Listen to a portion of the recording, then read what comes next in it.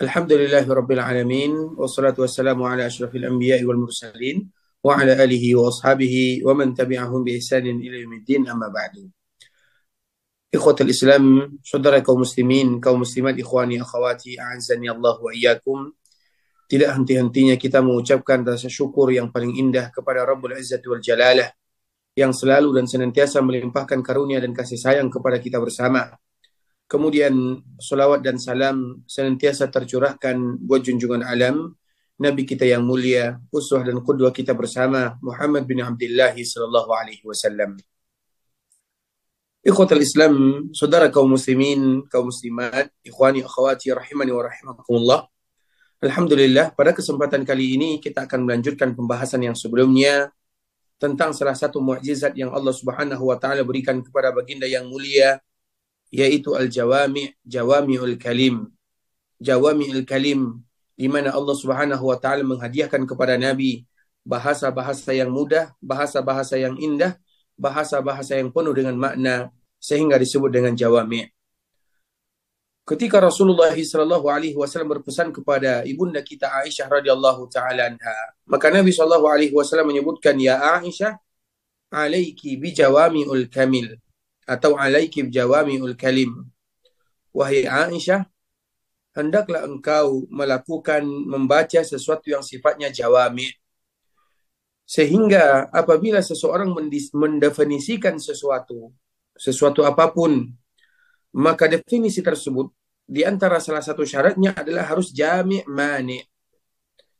Di antara salah satu yang disebutkan oleh para ulama ketika memberikan definisi suatu istilah, maka mereka akan mengatakan ini adalah istilah yang jami' mani'.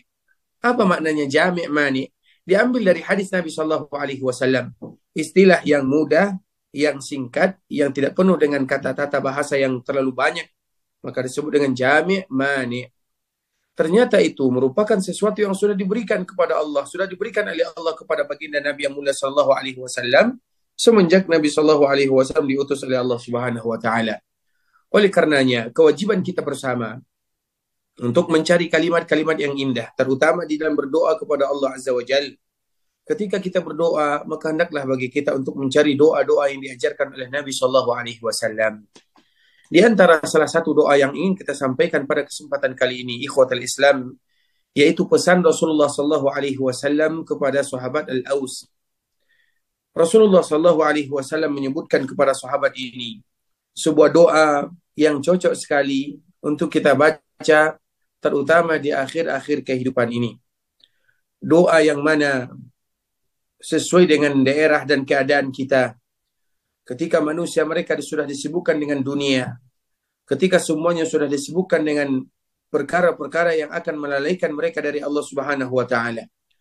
Sehingga Rasulullah sallallahu alaihi wasallam menyebutkan kepada sahabat ini, wahai sahabatku, idza ra'aitan nasa yaktanizuna az-zahaba wal fiddah, apabila engkau sudah mulai melihat manusia disibukkan dengan harta dan dunia, disibukkan dengan emas, intan, permata, faktanizu hadhil kalimat, maka hendaklah engkau menyibukkan dirimu dengan kalimat-kalimat yang mulia ini. Maknanya ikhwatul Islam, bukan berarti kita tidak butuh kepada dunia. Kita hidup di dunia dan kita butuh kepada dunia. Namun jangan pernah jadikan dunia tujuan utama. Sehingga di antara salah satu doa baginda, Allahumma la taj'alid dunya akbar hammina wala ma balagha ilmina. Ya Allah, jangan jadikan dunia itu tujuan utama. Begitu juga jangan jadikan dunia hanya sebagai cita-cita kita semata, bukan. Karena kita tentunya memiliki tujuan yang luar biasa, yang lebih mulia dibandingkan dengan segala-galanya, yaitu bagaimana supaya kita dimudahkan oleh Allah untuk melangkah ke kehidupan yang berikutnya agar kita mudah masuk ke dalam surga Allah Subhanahu wa taala. Sehingga itu yang harus senantiasa kita tanamkan, ikhwatul Islam. Sebuah kalimat yang Nabi ajarkan yang harus kita ulang-ulang, Allahumma la taj'alid dunya akbar min hammina. Ya Allah, jangan jadikan dunia sebagai tujuan utama, wala ma balagha ilmina. Jangan jadikan tujuan dan cita-cita utama kami adalah dunia semata. Jangan ya Allah. Maknanya sehingga ketika kita berada dalam kehidupan dunia, iya kita berada di dalamnya, kita juga tinggal di dalamnya, namun jangan jadikan tujuan utama. Setiap langkah, setiap gerak-gerik kita maka yang kita tuju adalah Allah Subhanahu wa taala untuk mendapatkan keridhaan dan pahala dari Rabbul Izzati wal Jalalah. Sehingga begitulah pesan Nabi Shallallahu alaihi wasallam kepada sahabat ini.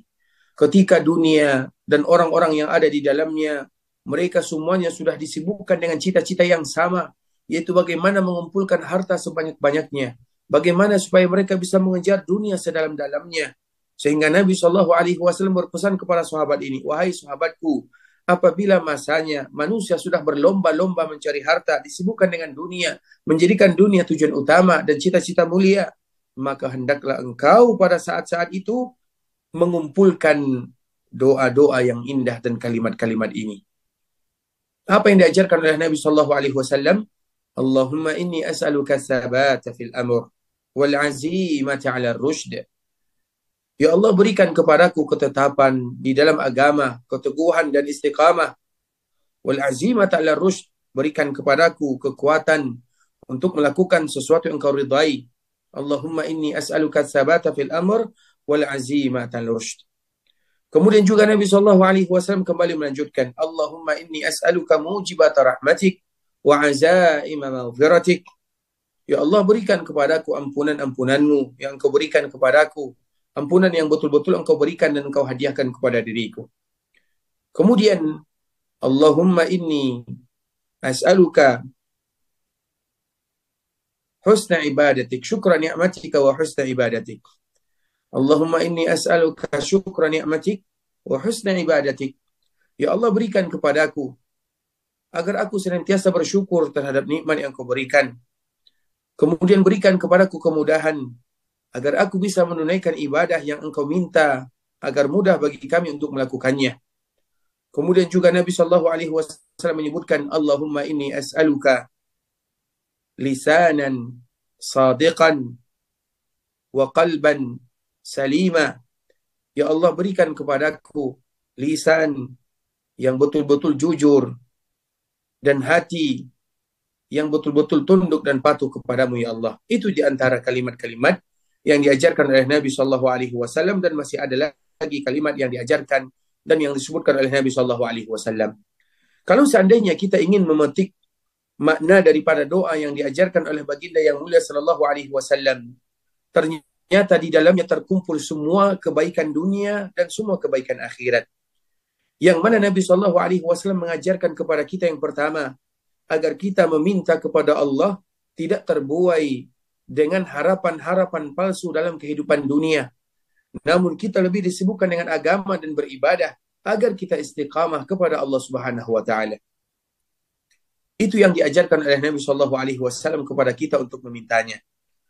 Sebagaimana juga di antara yang diajarkan oleh Nabi Shallallahu alaihi wasallam, ketika kita beribadah, ketika kita istiqamah, apa yang kita harapkan dari ibadah dan istiqamah tersebut?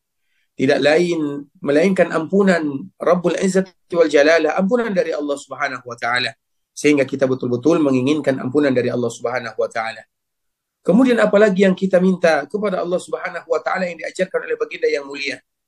Kita meminta kepada Allah agar kita menjadi hamba yang bersyukur terhadap nikmat yang Allah Subhanahu wa taala berikan kepada kita bersama. Kemudian di antara bentuk syukur yang tidak bisa dipisahkan dari kalimat syukur adalah beribadah kepada Allah. Karena bersyukur dan beribadah, dua hal yang tidak bisa dipisahkan. Dan kita juga meminta kepada Allah agar kita diberikan rasa syukur, yang mana dengan syukur tersebut tergerak hati kita, terdorong jiwa kita untuk melakukan ibadah semaksimal mungkin kepada Allah Subhanahu wa taala. Sebagaimana juga kita bermohon kepada Allah, terutama di zaman-zaman yang penuh dengan fitnah yang luar biasa, agar Allah menjaga lisan kita, agar Allah memberikan penjagaan dan pemeliharaan terhadap jiwa dan raga kita.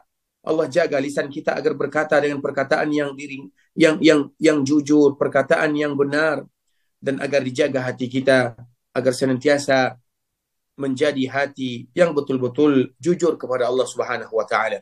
Sebuah kalimat-kalimat yang mulia, ikhwatal Islam. Dan kalimat ini yang disebutkan oleh Nabi Shallallahu alaihi wasallam agar kita senantiasa mengucapkannya. Jangan ada hari yang kita lewati kecuali kita membaca doa ini, karena doa ini adalah doa untuk mengganti ketamakan kita terhadap dunia, agar kita tidak begitu tamak terhadap dunia, namun yang kita tamakkan adalah pahala dan ampunan dari Rabbul Izzati wal Jalalah. Ikhwatul Islam, saudara kaum muslimin, kaum muslimat, ikhwani, akhwati, rahiman wa rahimakumullah. Dan akan kita kembali lanjutkan pada pertemuan berikutnya tentang kalimat doa-doa yang diajarkan oleh baginda yang mulia, yang kita ingin mengucapkan kata-kata tersebut dalam kehidupan kita bersama, karena kita ingin berubah, kita ingin mulai menghafal doa-doa baginda yang mulia yang disebut dengan doa jawami. Bahkan Aisyah disebutkan oleh Nabi, kalau engkau ingin berdoa, wahai Aisyah, alaiki. Alaiki itu artinya hendaklah kamu. Maknanya dianjurkan, bahkan diwajibkan, alaiki bil jawami al kawamil. Nabi Shallallahu Alaihi Wasallam menyebutkan di dalam kalimatnya, alaiki bil jawami al kawamil. Hendaklah engkau berdoa kepada Allah dengan jawami al kawamil. Al jawami itu artinya mengumpulkan semuanya. Al kawamil yaitu yang sempurna. Maknanya tidak ada kalimat yang sempurna melainkan kalimat yang diajarkan oleh baginda yang mulia. Dan ini waktunya ikhwatal Islam, kita ingin betul-betul beralih kepada doa-doa yang diajarkan oleh Nabi sallallahu alaihi wasallam. Barakallahu fikum wa jazakumullahu khairan.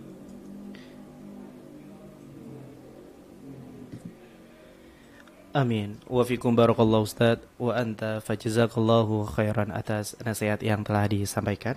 Semoga apa yang telah disampaikan oleh guru kita Al-Ustaz Ariful Bahri hafizahullah dapat menjadi tambahan ilmu untuk kita. Amin. Ikhwatal iman rahimani wa rahimakumullah, para pemirsa Al-Furqatul Najiyah TV, kami silahkan kepada pemirsa semua untuk tergabung bersama kami melalui layanan interaktif, baik melalui pesan singkat maupun kolom menulis pertanyaannya di kolom komentar live streaming kami. Kami bacakan pertanyaan dari pertemuan sebelumnya, Ustaz.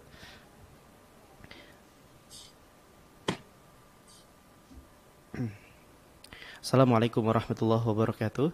Ustadz, saya ingin bertanya tentang adab bertamu. Apakah perlu untuk kita izin kepada pemilik rumah atau bisa langsung datang kepada pemilik rumah, Ustadz? Jazakumullah khairan. Barakallahu fikum ikhwatul Islam, saudara kaum muslimin. Tentunya di dalam bertamu ada adab-adab yang mulia dan etika yang harus kita jaga. Salah satunya minta izin, itu adalah sesuatu yang pasti. Terutama di zaman sekarang ini diberikan kemudahan oleh Allah Subhanahu wa taala. Karena bisa jadi tamu atau bisa jadi pemilik rumahnya tidak ada di rumah, atau kalau seandainya pemiliknya ada di rumah namun mereka ada keperluan yang lainnya, sehingga supaya tidak menimbulkan rasa-rasa yang ada di dalam jiwa kita ini, maka tentunya lebih baik kita minta izin, apalagi sekarang zaman yang diberikan kemudahan oleh Allah Subhanahu wa taala. Apalagi di antara tabiat kita adalah tabiat yang sedikit terbawa-bawa perasaan, atau yang dikenal dengan baper. Misalnya ketika datang ke tamu atau bertamu, datang ke rumah tetangga, rumah seorang teman, kemudian kita ketuk pintunya sambil mengucapkan salam, tidak dijawab salam kita. Kadang-kadang kita melihat ke kiri ke kanan, dia ternyata ada di dalam rumah. Kenapa dia tidak membuka pintunya? Padahal kita tidak tahu apa alasan mereka. Bisa jadi mereka di rumah, mereka juga punya kesibukan. Sebagaimana di luar rumah, mereka juga punya kesibukan. Dan ini terjadi. Dan ini pernah terjadi kepada sahabat Nabi Shallallahu Alaihi Wasallam. Kalau sahabat Nabi, mereka tidak ada yang baperan. Sahabat Nabi, kalau ada hadis Nabi, sudah jelas itu merupakan keputusan. Kita contohkan ketika ada salah seorang sahabat yang datang ke rumah Umar bin Khattab.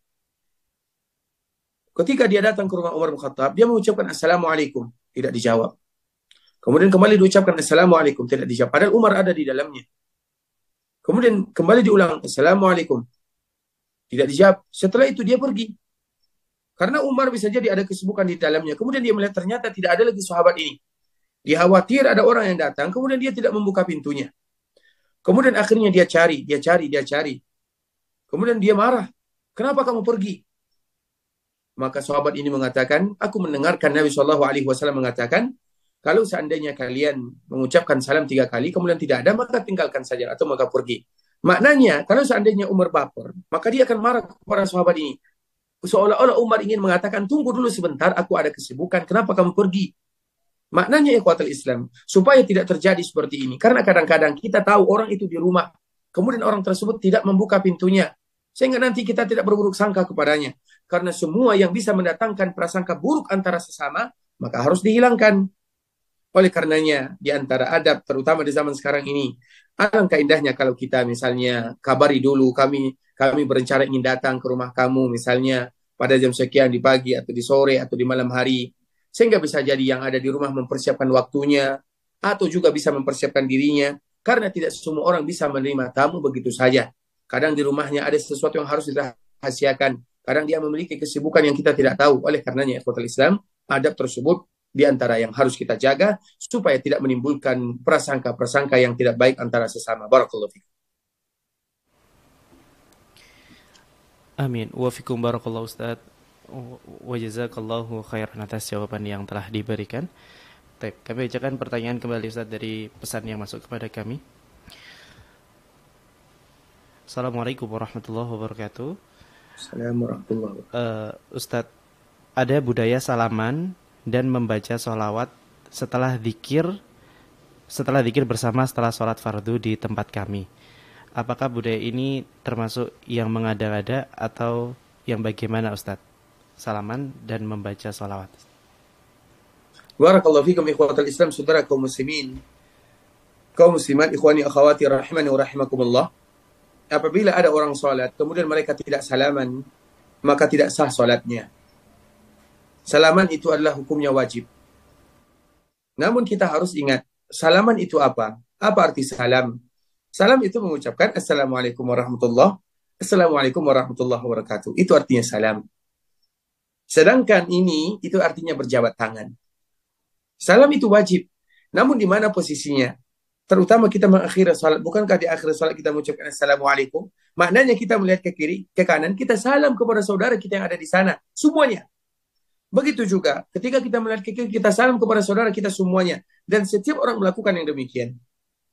Sedangkan berjabat tangan itu urusan kedua. Oleh karenanya, kalau ada orang yang tidak salam, maka tentunya tidak salat, tidak sah salatnya. Namun salam yang mana? Begitu juga dengan sholawat ikhwatul Islam. Sholawat itu dilakukan di mana saja, kapan saja. Hanya saja, ketika kita melaksanakan ibadah sholat, terutama dalam berzikir kepada Allah Subhanahu wa Ta'ala, maka contoh yang terindah adalah baginda Nabi yang mulia Sallallahu Alaihi Wasallam. Mudah saja ikhwatul Islam. Apakah Nabi melakukannya? Apakah dinukilkan dari sahabat? Sekarang kita, karena memang tidak boleh kita terlalu membawa perasaan di dalam agama. Apa salahnya? Apa salahnya? Tidak demikian ikhwatul Islam. Tapi yang menjadi rujukan kita dan standar kita bersama adalah Rasulullah Sallallahu Alaihi Wasallam. Kalau ada kita lakukan, kalau tidak ada kita tidak melakukannya. Sehingga kita lihat doa-doa yang diajarkan Nabi terutama setelah salam, maka sudah dibukukan oleh para ulama. Silakan kita membaca sendiri bagaimana tata cara berzikir setelah kita berdoa atau setelah kita mengucapkan dan melaksanakan ibadah yang mulia ini. Barakallahu fikum. Amin. Wa fikum barakallahu Ustaz. Wa jazakallahu khairan atas jawaban yang telah diberikan. Baik. Kami bacakan pertanyaan berikutnya Ustaz. Assalamualaikum warahmatullahi wabarakatuh. Ustaz, bagaimana bertaubat dari janji-janji yang sudah tidak dapat lagi dipenuhi Ustaz? Jazakumullahu khairan. Barakallahu fikum ikhwatul Islam, saudara kaum muslimin. Bertaubat kepada Allah dari janji yang tidak mungkin lagi terpenuhi, maka itu terbagi kepada dua. Yang pertama janji kepada makhluk, janji kepada manusia. Yang kedua janji kepada Allah Subhanahu wa Ta'ala. Apabila kita berjanji kepada manusia, maka minta halalkan kepada mereka. Namun apabila kita berjanji kepada Allah, maka tentunya Allah Subhanahu wa Ta'ala Maha menerima taubat kita bersama. Sehingga kita lihat janji yang mana, karena janji itu luas cakupannya. Baik itu janji kepada keluarga, janji kepada manusia, janji kepada siapa, minta kita halalkan kepada mereka. Kemudian kita cari solusi. Tapi kalau janji kepada Allah, sesungguhnya Allah adalah zat yang Maha Pengampun. Tinggal bagaimana kita selalu bermohon meminta perlindungan dan ampunan kepada Allah Subhanahu wa Ta'ala. Barakallahu fikum. Amin. Wa fikum barakallahu Ustaz. Wa jazakallahu khairan atas jawaban yang telah diberikan. Semoga jawaban dari guru kita Ustaz Ariful Bahri dapat diterima dan menjadi tambahan ilmu untuk kita. Amin. Berikutnya Ustaz. Bismillah. Izin bertanya Ustaz. Ana pernah membaca beberapa artikel dan juga sering melihat bahwasanya ada beberapa yang mengharapkan sesuatu duniawi dengan wasilah sholawat Ustaz. Bagaimana menurut Ustaz? Jazakallahu khairan. Barakallahu fikum ikhwatul Islam. Memang di antara keutamaan bersolawat kepada Nabi Sallallahu Alaihi Wasallam sangatlah banyak sekali. Dan Nabi sendiri yang menyebutkan kepada kita bersama. Di antara keutamaan solawat tersebut, yang pertama Allah ampunkan dosa. Yang kedua, Allah mudahkan urusan, Allah hilangkan gundah gelana dalam kehidupan. apabila itu merupakan janji dari Nabi, maka tidak ada salahnya ketika seseorang melakukan ibadah, kemudian ibadah tersebut diiming-imingkan oleh Allah Subhanahu wa taala dengan masalah dunia, walaupun itu bukan tujuan utama. Seperti misalnya kenapa kita puasa? Banyak orang yang berpuasa ingin sehat, bukankah itu adalah tujuan dunia? Dan tidak diharamkan bagi kita untuk mengharapkan dunia tersebut, tapi bukan itu tujuan utama. Begitu juga dalam ibadah-ibadah yang lainnya. Salah satunya adalah ibadah sholawat yang memiliki keutamaan yang luar biasa. Walaupun tujuan utama kita adalah berharap pahala dari Allah Subhanahu wa taala, bentuk kecintaan kita kepada baginda yang mulia. Namun juga ada tujuan kita supaya Allah Subhanahu wa taala mudahkan urusan kita ketika kita berada di dunia. Barakallahu fikum. Amin. Wa fikum barakallahu Ustaz. Wa jazakallahu khairan. Baik Ustaz, kami izin membacakan pertanyaan. Mungkin ini pertanyaan terakhir di program kita di sore yang berbahagia ini Ustaz. Dari hamba Allah. Assalamualaikum warahmatullahi wabarakatuh. Ustadz, doa saya tidak kunjung diijabah oleh Allah, walau saya sudah berusaha untuk berdoa dengan hati yang ikhlas dan di tempat-tempat mustajab. Mungkin Ustadz dapat memberikan tips untuk saya agar bisa sabar dan menerima keputusan Allah Subhanahu wa taala. Barakallahu fikum ikhwatal Islam, saudara kaum muslimin, kaum muslimat, ikhwani akhwati rahimani wa rahimakumullah. Nasihat untuk kami pribadi, untuk kita bersama, jangan pernah berputus asa dari rahmat Allah Subhanahu wa taala. Dan jangan pernah kita mengucapkan doa saya belum dikabulkan oleh Allah Subhanahu wa taala. Karena itu merupakan bentuk istijal. Dan di antara salah satu yang bisa menghalangi doa terkabulkan adalah kalimat tersebut. Kenapa doa saya belum dikabulkan? Maka Allah tidak akan mengabulkan doa mereka yang mengucapkan demikian. Sehingga ketika kita berdoa kepada Allah, tidak mesti langsung Allah Subhanahu wa taala kabulkan sesuai dengan apa yang kita minta. Kalau demikian keadaannya, maka mudah bagi orang untuk keluar dari masalah-masalah yang mereka hadapi. Ada orang miskin berdoa kepada Allah, ya Allah jadikan aku kaya, maka langsung dikabulkan oleh Allah Subhanahu wa taala. Tidak demikian ikhwatal Islam. Kalau seandainya dengan mudah begitu saja Allah kabulkan doa semuanya tanpa ada syaratnya, tanpa ada kriterianya, tanpa ada bagaimana bentuknya, maka tidak akan ada orang yang miskin di dunia. Tidak akan ada orang yang sakit di dunia. Tidak akan ada orang yang susah di dunia. Karena apabila sakit, berdoa kepada Allah langsung dikabulkan. Tidak demikian ikhwatul Islam. Makanya ketika kita berdoa, doa itu adalah ibadah. Doa itu merupakan ibadah yang paling mulia. Sehingga ketika kita berdoa, jangan pernah mengatakan, ya Allah kenapa belum dikabulkan? Aku melihat belum kunjung dikabulkan. Tidak boleh kita mengucapkan yang demikian. Bahkan itu adalah salah satu penghalang terbesar dari dikabulkan doa oleh Allah Subhanahu wa taala. Itu poin yang ingin kita sampaikan. Kemudian ikhwatul Islam, ketika kita berdoa kepada Allah, harus dilihat dulu bagaimana syarat dan ketentuannya. Apakah semuanya sudah kita lakukan?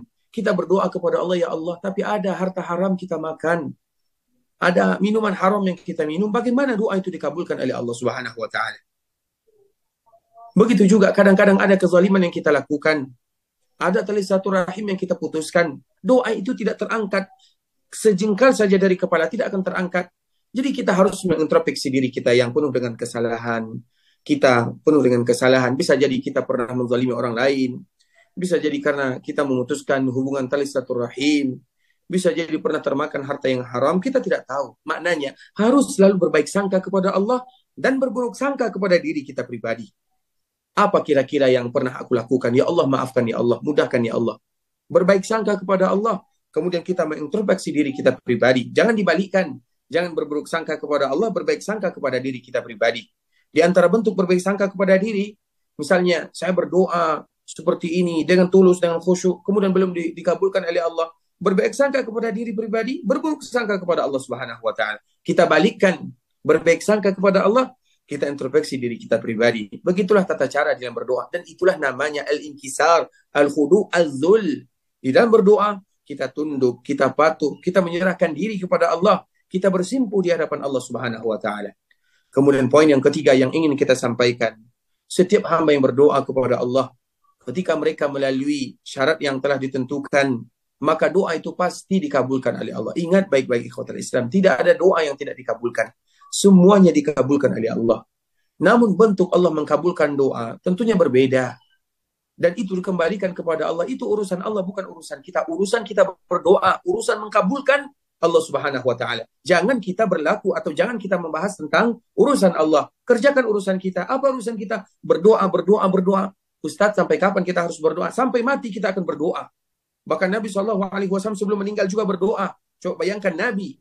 Begitu juga dengan kita. Sedangkan urusan Allah jangan kita bahas. Karena tugas Allah itu bukan tugas kita. Dan Allah maha tahu tentang tugasnya. Allah maha tahu tentang konsekuensi atau tentang apa yang akan dilakukan terhadap hambanya. Itu yang harus kita ingat ikhwatul Islam di dalam berdoa. Sehingga Allah menjanjikan kepada dirinya, Allah akan kabulkan doa hamba. Hanya saja caranya berbeda. Yang pertama Allah kabulkan sesuai dengan apa yang dia minta. Ya Allah berikan kepadaku keturunan, Allah berikan keturunan. Ya Allah berikan kepadaku kemudahan, Allah berikan kepadanya kemudahan. Yang kedua, caranya Allah Subhanahu wa taala ganti dengan yang semisalnya. Dan Allah tahu tentang mana maslahat kita. Mungkin kita minta kepada Allah, ya Allah berikan kepadaku rezeki. Rezeki tidak kunjung datang. Namun Allah berikan kepada kita kesehatan. Allah berikan kepada anak-anak kita kesehatan. Itu lebih lagi daripada rezeki yang sebenarnya. Itu cara Allah memberikan bantuan, memberikan pengkabulan doa kepada kita. Kemudian misalnya cara yang ketiga, bagaimana Allah mengkabulkan? Allah simpan doa hamba ini di akhirat. Kemudian nanti ketika di sana ternyata mereka memiliki pahala yang segudang banyaknya. Itu bentuk Allah mengkabulkan doa. Jadi tidak ada di antara doa yang tidak dikabulkan. Hanya saja cara pengkabulannya itu berbeda antara satu dengan yang lainnya. Barakallahu fikum ikhwatal Islam, saudara kaum muslimin, kaum muslimat ikhwani akhwati rahimani wa rahimakumullah. Sampai di sini pembahasan yang bisa kami jelaskan. Tentunya yang benar dari Allah Subhanahu wa taala, yang salah dari diri kami pribadi karena kurangnya ilmu kami karena kebodohan. Dan kami mohon maaf kalau seandainya ada kata-kata yang salah dan kata-kata yang kurang berkenan di hati. Insya Allah semoga Allah kembali mudahkan kita berjumpa pada pertemuan berikutnya dalam acara konsultasi syariah, tanya jawab seputar agama. Kita tutup dengan membaca doa kafaratul majlis. Subhanakallahumma bihamdika asyhadu an la ilaha illa anta astaghfiruka wa atubu ilaik. Wa sallallahu wa sallam ala nabiyyina Muhammadin wa ala alihi wa sahbihi wa sallam tasliman katsira. Sekali lagi kami ucapkan jazakallahu khairan kepada guru kita Al-Ustadz Ariful Bahri hafizahullah atas waktu dan ilmu yang telah diberikan bersama kita di sore